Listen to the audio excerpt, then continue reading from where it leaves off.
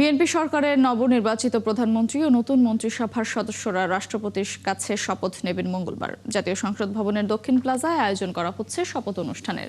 একই দিন সকালে সংসদ ভবনে নবনির্বাচিত সংসদ সদস্যদের শপথ পড়াবেন প্রধান নির্বাচন কমিশনার এএমএম নাসির উদ্দিন। জাতীয় সংসদ সচিবালয়ে নবনির্বাচিত সংসদ সদস্যদের শপথ অনুষ্ঠান আয়োজনের জন্য প্রস্তুতি নিতে শুরু করেছে।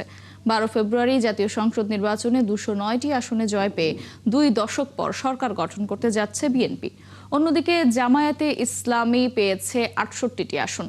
জুলাই অভ্যুত্থানে আওয়ামী লীগ সরকারের পতনের 1.5 বছর পর একটি নির্বাচিত সরকার দায়িত্ব নিতে যাচ্ছে। শপথের প্রস্তুতির আরো খবর নিয়ে আমাদের সাথে যোগ দিচ্ছেন সহকর্মী মিল্টন আনোয়ার। মিল্টন, শপথের প্রস্তুতির কি খবর আছে আপনার কাছে? এছাড়া নতুন মন্ত্রিসভায় কারা কারা থাকছেন সে বিষয়ে কিছু জানতে পেরেছেন কিনা জানাবেন।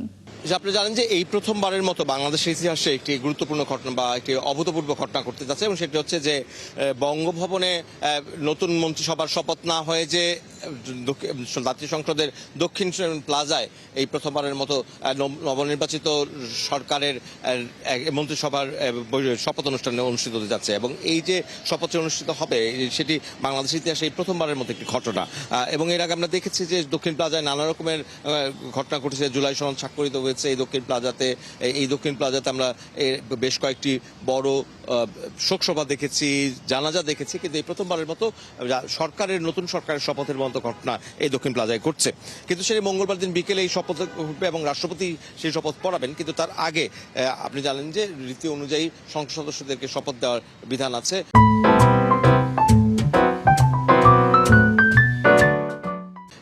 এবং সেই শপথটি হওয়ার কথা ছিল সোমবারে, কিন্তু সেটি কিছুটা পরিবর্তন করে মঙ্গলবারে নিয়ে যাওয়া হয়েছে। এবং এই প্রথমবারের মতো এইটিও একটি নতুন বাস্তবতার মধ্যে সিইসি শপথ পড়াবেন, যেখানে শপথ পড়ানোর কথা ছিল জাতীয় সংসদের স্পিকারের।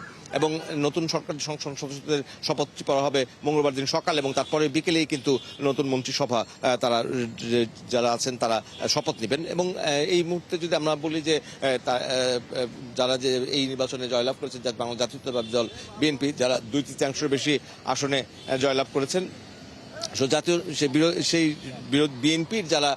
বিএনপির যিনি চেয়ারপারসন তারেক রহমান, তিনি প্রধানমন্ত্রী হিসাবে শপথ নেবেন এই বিষয়টি নিশ্চিত। কিন্তু তার মন্ত্রিসভায় কারা কারা থাকবেন সেই বিষয়টি কিন্তু এখনো পর্যন্ত নিশ্চিত হয়নি। অন্তত মন্ত্রিপরিষদ সচিবের কাছ থেকে কারা কারা আসলে এখনো পর্যন্ত টেলিফোন পেয়েছেন এবং কাদেরকে শপথ নেবার জন্য মন্ত্রিপরিষদ থেকে গাড়ি বরাদ্দ করা হচ্ছে সেই বিষয়গুলো কিন্তু এখনো নিশ্চিত হয়নি। কারণ আপনি জানেন যে এখন এর মধ্যে 2 দিন সময় আছে, এবং বিএনপির যে নিজেদের যে দল, সেই দলের ভেতরে এই নিয়ে নানা রকমের হিসেব নিকেশ আছে। অনেকে বিরটের প্রার্থীর নাম শোনা যাচ্ছেন, অনেকের তাদের নেতাকর্মী তারা আপনি যেমনটি বলছিলেন যে 20 বছর পরে তারা সরকার গঠন করছে, ফলে 20 বছর আগে যারা মন্ত্রী ছিলেন, নতুন তরুণদের একটা বড় অংশ এবছর নতুন করে নির্বাচিত হয়েছেন। অর্থাৎ নতুন এবং পুরনোদের সমন্বয়ে একটি মন্ত্রিসভা। এবং এই মুহূর্তে বাংলাদেশের 5ই আগস্ট পরবর্তী পরিস্থিতিতে তারেক রহমান বারবার বলছেন যে তাদের আইন শৃঙ্খলা, অর্থনীতি এরকম একটা ভঙ্গুর পরিস্থিতির মধ্যে আছে।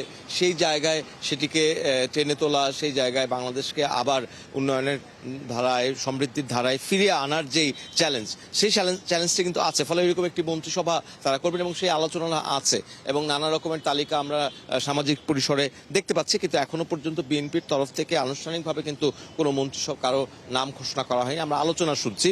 তেমনি সরকারের তরফ থেকে যখন এই দল এই তালিকা পাঠাবে, সেই তালিকা পাঠানোর পর তারা কিন্তু ঠিক করবে যে কারা কারা মন্ত্রী হচ্ছেন, কারা কারা হচ্ছে, এবং তাদেরকে সরকারের তরফ থেকে মন্ত্রিপরিষদ বিভাগ থেকে আসলে টেলিফোন করে জানানো হবে, শপথের জন্য আমন্ত্রণ জানানো হবে।